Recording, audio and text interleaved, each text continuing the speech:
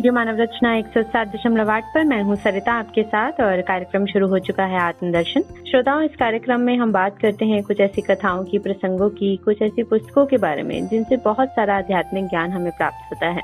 और इसी तरह का ज्ञान हमारे साथ बांटने के लिए स्टूडियो में मौजूद हैं रागलेखा दासी जी, चरणाशी दुर्गाचार्य श्रीमद भक्ति वेदांत नारायण गोस्वामी जी की शिष्या।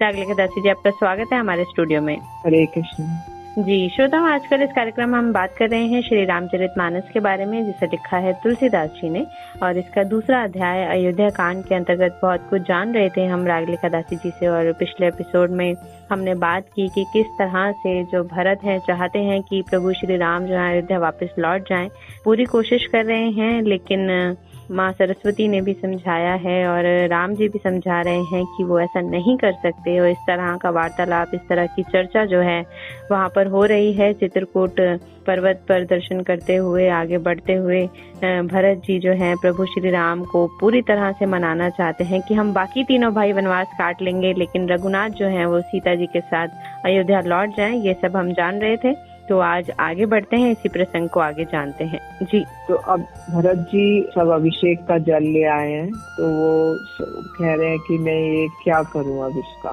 क्योंकि श्री रामचंद्र जी ने तो कहा कि हमें रघुकुल की रीत में भानी है, तो जैसे पिताजी ने आज्ञा की है मैं वैसा ही पालन करूंगा जी। तो इसलिए अब अत्रि जी ने भरत जी से कहा कि इस पर्वत के समीप एक सुंदर कुआं है, उस पवित्र अनुपम और अमृत जैसे तीर्थ जल को उसी में स्थापित कर दीजिए। अच्छा। तो उसी का नाम हो गया भरत कुआं, कूप, भरत कूप। तो भरत जी अब चित्रकूट से कहीं स्नान करते हैं, कहीं प्रणाम करते हैं, कहीं मनोहर स्थानों के दर्शन करते हैं, कहीं मुनि अत्रि जी की आज्ञा पाकर बैठकर सीता सहित राम लक्ष्मण दोनों भाइयों का स्मरण करते हैं। भरत जी ने 5 दिन में सब तीर्थ स्थानों के दर्शन कर लिए। भगवान विष्णु और महादेव जी का सुंदर यश कहते कहते 5वां दिन भी बीत गया, संध्या हो गई। अगले दिन सवेरे स्नान करके भरत जी, ब्राह्मण, राजा जनक, सारा समाज आ जुटा। सबको विदाई देने के लिए अच्छा दिन है ऐसा मन में जानकर कृपालु राम जी कहने में सकुचा रहे हैं। ये कहने लगे, हे तात, तुम्हारी, मेरी, परिवार की, घर की, वन की सारी चिंता है गुरु वशिष्ठ जी महाराज जनक जी को है। हमारे सिर पर जब गुरु जी, मुनि विश्वामित्र जी और मिथिलापति जनक जी हैं, तब हमें और तुम्हें स्वप्न में भी क्लेश नहीं है। मेरा और तुम्हारा जो परम पुरुषार्थ, स्वार्थ, सुयश, धर्म, परमार्थ इसी में है कि हम दोनों भाई पिताजी की आज्ञा का पालन करें। राजा की भलाई, उनके व्रत की रक्षा में ही लोक और वेद दोनों में भला है। तुम तो मुनि वशिष्ठ जी, माता और मंत्रियों की शिक्षा मानकर तद अनुसार पृथ्वी, प्रजा और राजधानी का पालन, रक्षा, भार करते रहना। तब प्रभु रामचंद्र जी ने कृपा करके खड़ावें दे दी और भरत जी ने उन्हें आदर सहित सिर पर धारण कर लिया। करुणा निधान रामचंद्र जी ने दोनों खड़ावें प्रजा की प्राणों की रक्षा के लिए मानो 2 पहरेदार हैं। भरत जी ने के प्रेम रूपी रत्न के लिए मानो डिब्बा है और जीव के साधन के लिए मानो राम नाम के 2 अक्षर हैं। रघुवीर की रक्षा के लिए 2 किवाड़ हैं, कुशल श्रेष्ठ कर्म करने के लिए 2 हाथों के भांति सहायक हैं और सेवा रूपी श्रेष्ठ धर्म सुझाने के लिए निर्मल नेत्र हैं।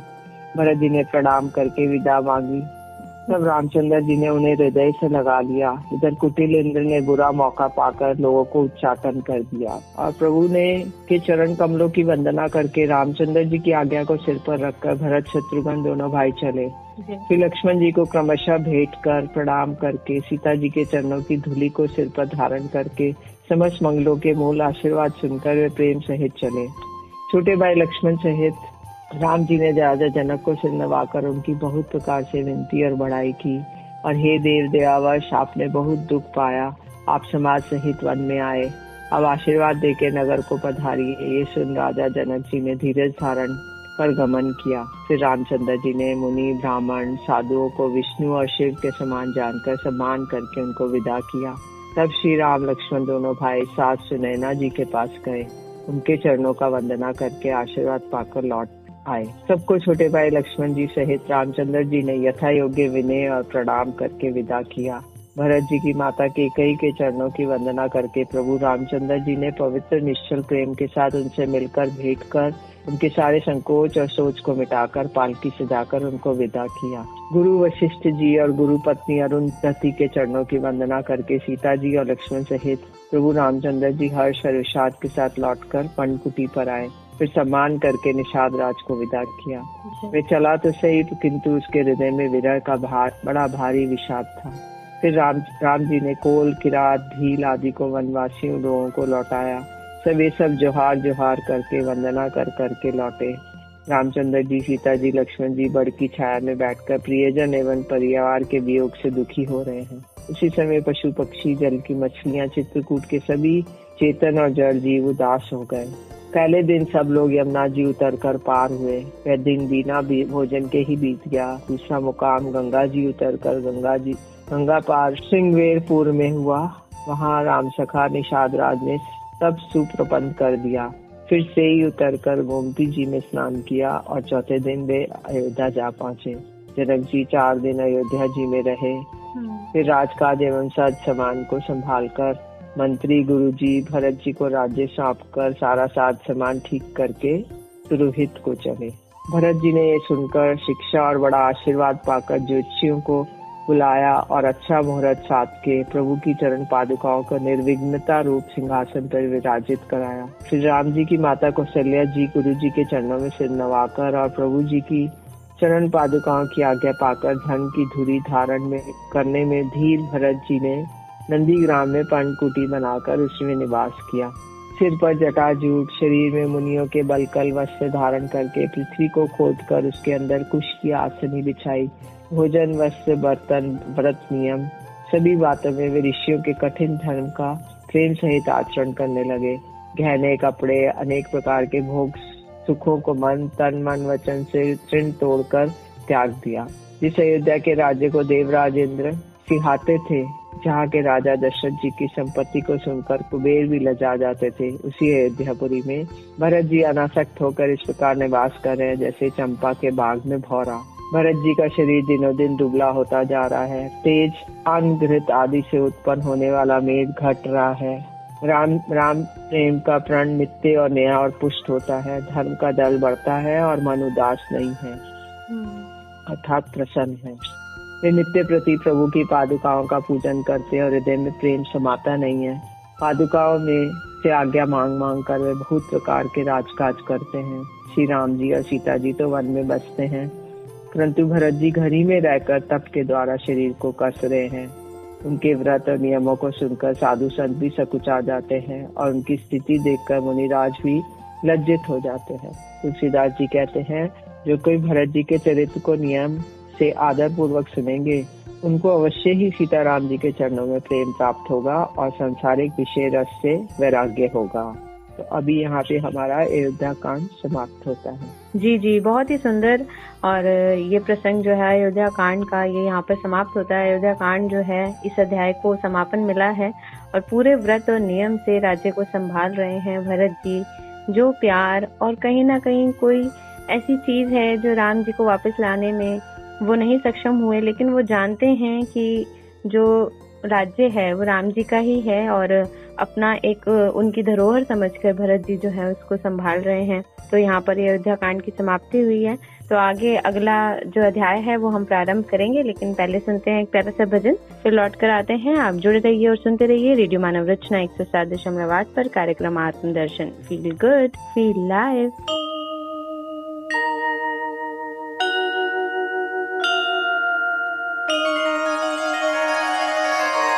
रघुपति राघव राजा राम पतित पावन सीताराम।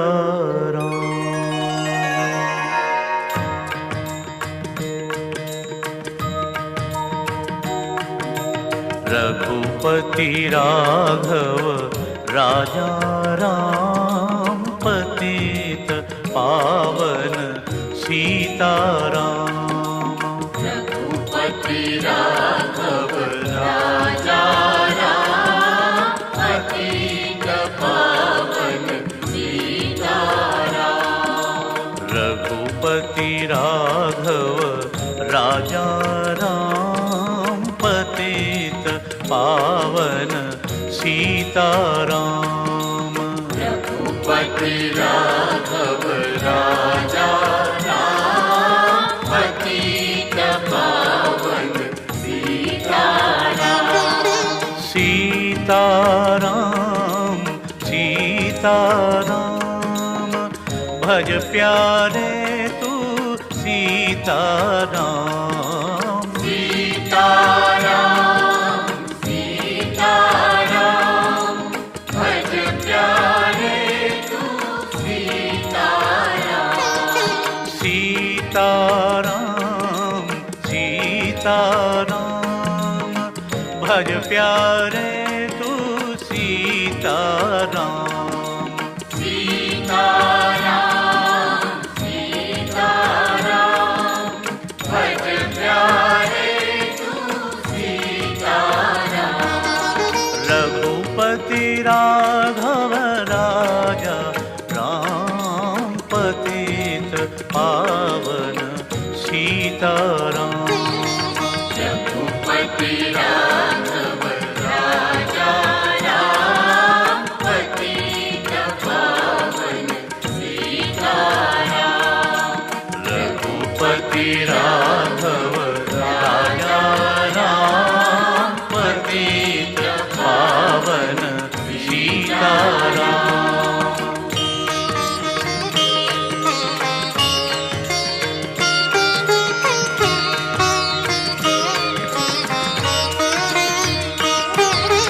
ईश्वर अल्लाह तेरो नाम, सबको सन्मति दे भगवान।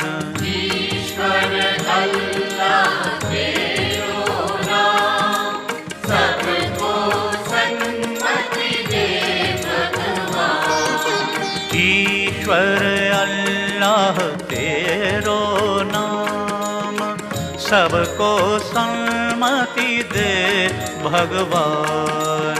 ईश्वर अल्लाह तेरो नाम, सबको सन्मति दे भगवान।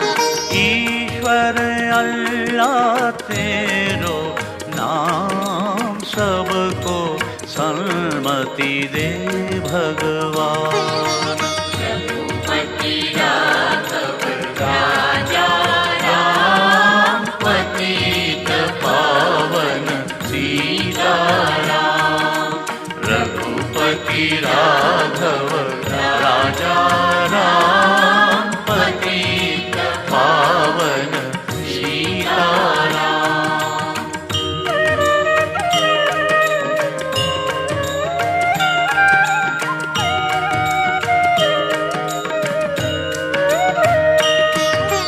जय रघुनंदन जय सिया राम, जानकी वल्लभ सीताराम। जय रघुनंदन जय सिया राम, जानकी वल्लभ सीताराम। जय रघुनंदन जय सिया राम, जानकी वल्लभ सीताराम। जय रघुनंदन जय सिया राम, जानकी वल्लभ सीताराम। जय रघुनंदन जय सिया राम, जानकी वल्लभ सीताराम। रघुपति राघव राजा राम, पतित पावन सीताराम। रघुपति राघव राजा राम, पतित पावन सीताराम।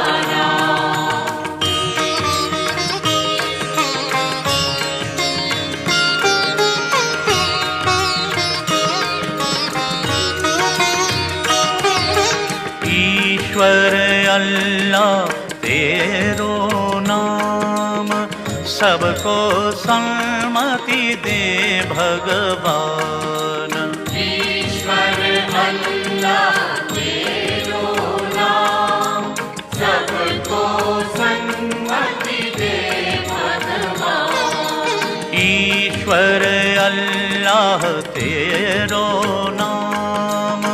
सबको सन्मति दे भगवान। ईश्वर अल्लाह तेरो नाम, सबको सन्मति दे भगवान। ईश्वर अल्लाह तेरो नाम, सबको सन्मति दे भगवान। रघुपति राघव राजा राम, पतित पावन सीताराम। रघुपति राघव राजा राम, पतित पावन सीताराम। सीताराम सीताराम, भज प्यारे तू सीताराम। सीताराम सीताराम, भज प्यारे तू सीताराम। सीताराम सीताराम, भज प्यारे तू सीताराम। सीताराम सीताराम, भज प्यारे तू सीताराम। रघुपति राघव राजा राम, पतित पावन सीताराम। रघुपति राघव राजा राम, पतित पावन सीताराम। रघुपति राघव राजा राम, पतित पावन सीताराम। रघुपति राघव राजा राम, पतित पावन सीताराम। रघुपति राघव राजा राम, पतित पावन सीताराम। रघुपति राघव राजा राम, पतित पावन सीताराम।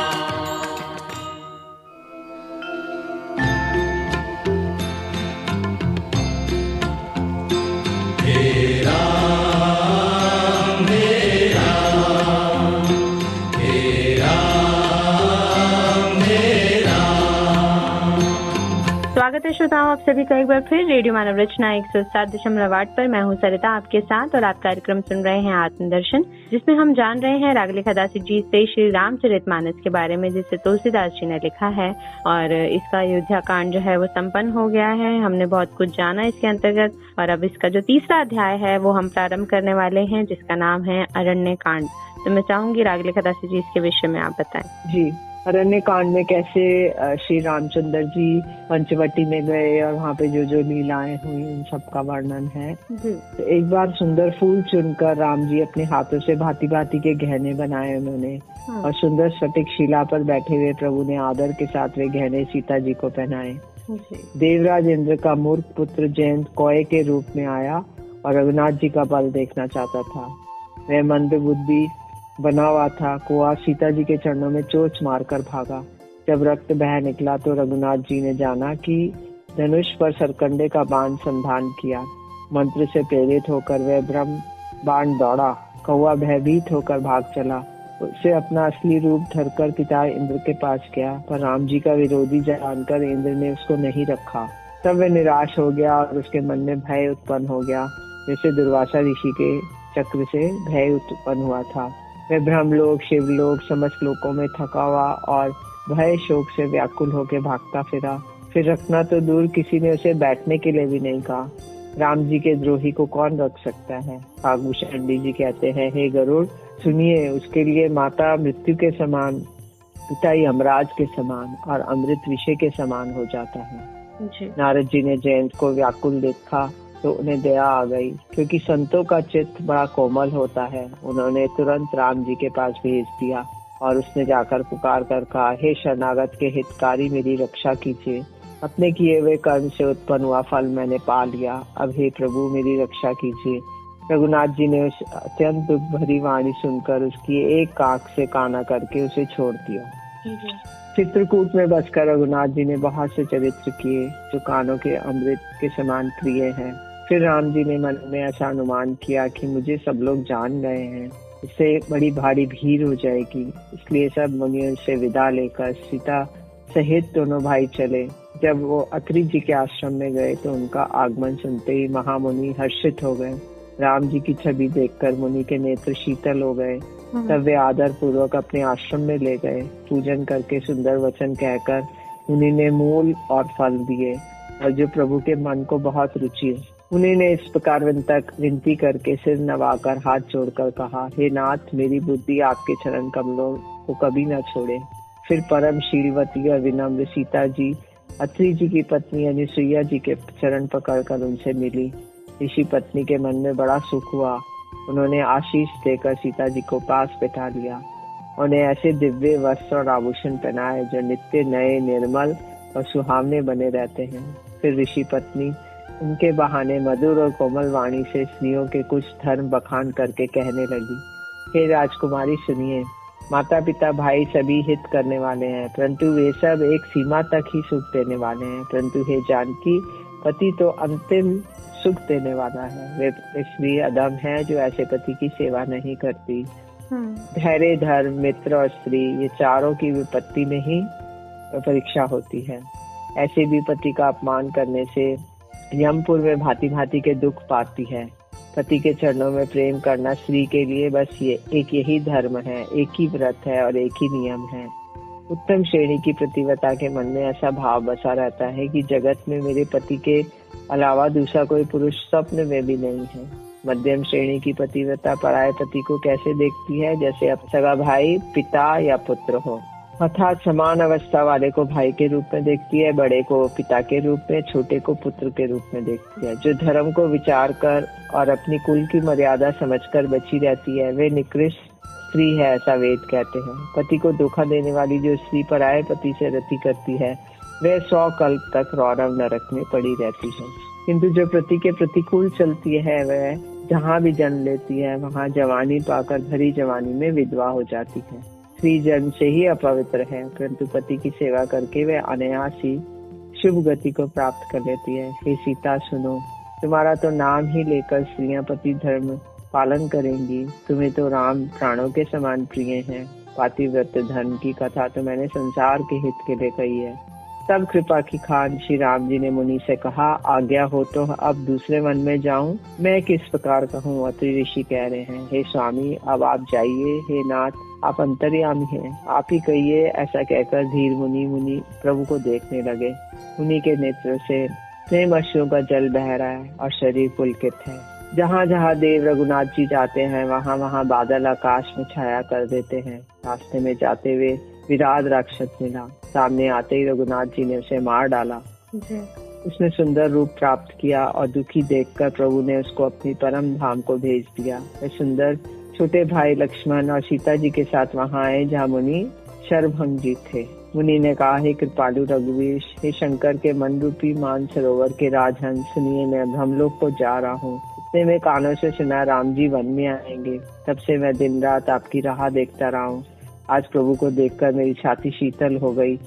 आपने अपना दीन सेवक जानकर मुझ पर कृपा की है।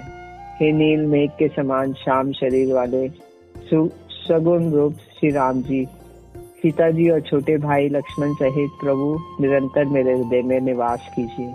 ऐसा कहकर शरभंग जी ने योग अग्नि से अपने शरीर को जला डाला और श्री राम जी ने कृपा से वे बैकुंठ को ही चले गए। ऋषि समूह मुनि श्रेष्ठ शरभंग जी की ये दुर्लभ गति देखकर अपने हृदय में विशेष रूप से सुखी हुए। फिर रघुनाथ जी आगे वन में चले। श्रेष्ठ मुनियों के बहुत से समूह उनके साथ हो गए। हड्डियों का ढेर देखकर रघुनाथ जी को बड़ी दया आई। उन्होंने मुनियों से पूछा। मुनियों ने कहा, राक्षसों के दल ने सब मुनियों को खा डाला और ये सब उन्हीं के हड्डियों के ढेर हैं। वे सुनते ही रघुनाथ जी के नेत्रों में जल छा गया। उनकी आंखों से करुणा के आंसू भर आए। राम जी ने भुजा उठा के प्रण किया कि मैं पृथ्वी को राक्षसों रहित कर दूंगा। फिर समस्त मुनियों के आश्रम में जाकर उन्होंने उनके दर्शन और संभाषण का सुख दिया। मुनि अगस्त्य जी के एक सुतीक्ष्ण नाम के ज्ञानी शिष्य थे। उनकी भगवान में प्रीति थी। उन्होंने जो ही प्रभु का आगमन कानों से सुना, त्यों ही वे अनेक प्रकार के मनोरथ करते हुए आतुरता से दौड़े। मुनि ने प्रगाढ़ प्रेमा भक्ति प्राप्त कर ली। प्रभु रामचंद्र जी वृक्ष की आड़ में छिपा कर देख रहे थे। मुनि ने अत्यंत प्रेम देखकर भय को हरने वाले रघुनाथ जी मुनि के हृदय में प्रकट हो गए।